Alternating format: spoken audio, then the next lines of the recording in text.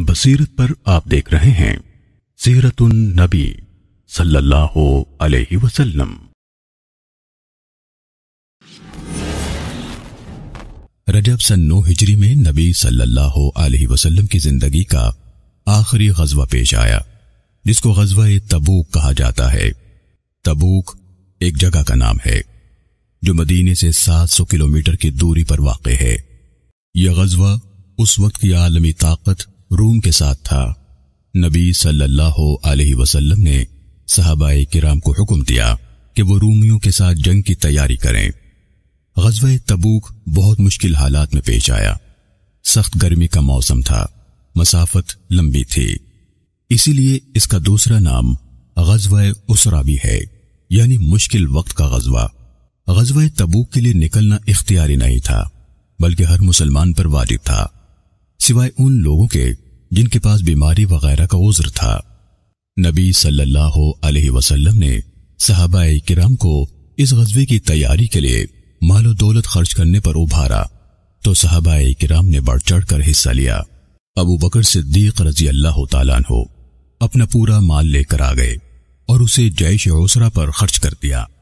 عمر رضی اللہ تعالیٰ عنہ نے اپنا آدھا مال لا کر اس لشکر کے لیے خرچ کر دیا۔ جیش عسرا کے لیے عثمان رضی اللہ تعالیٰ عنہ کا خرچ۔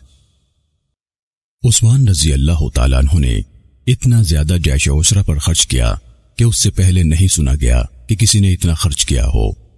امام ذہبی نے کہا عثمان رضی اللہ تعالیٰ عنہ سے زیادہ کسی نے خرچ نہیں کیا۔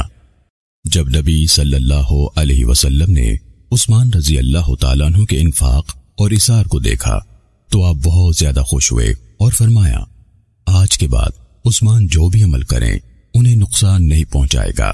مطلب یہ ہے کہ فرض کر لیا جائے کہ اگر حضرت عثمان غنی رضی اللہ تعالیٰ عنہ سے کوئی خطا واقع ہو تو آج کا ان کا یہ عمل ان کے گناہ کا کفارہ بن جائے گا۔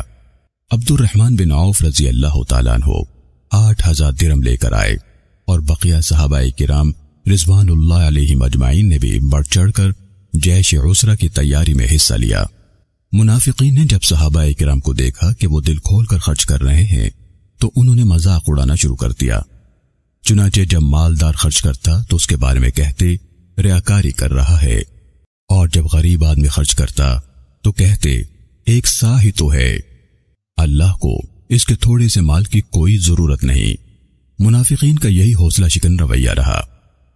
اللہ تعالیٰ نے منافقین کے بارے میں یہ آیت مبارکہ نازل فرمائی، الذین یلبزون المطوعین من المؤمنین فی الصدقات والذین لا یجدون الا جہدہم فیسخرون منہم سخر اللہ منہم وَلَهُمْ عَذَابٌ علیم۔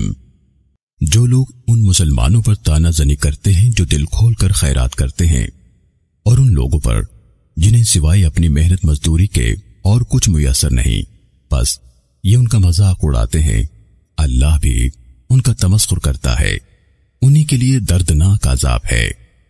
کچھ سچے صحابہ کرام غزوہ تبوک سے بغیر کسی عذر کے پیچھے رہ گئے۔ وہ سچے مسلمان تھے، ان کے اسلام میں کوئی کمی نہیں تھی۔ بغیر عذر کے جو صحابہ پیچھے رہ گئے تھے ان کے نام یہ ہیں: نمبر 1 کعب بن مالک رضی اللہ تعالیٰ عنہ، نمبر 2 ہلال بن امیہ رضی اللہ تعالیٰ عنہ، نمبر 3 مرارہ بن ربیع رضی اللہ تعالیٰ عنہ، اور نمبر 4 ابو لبابہ بن عبد المنذر رضی اللہ تعالیٰ عنہ وغیرہ۔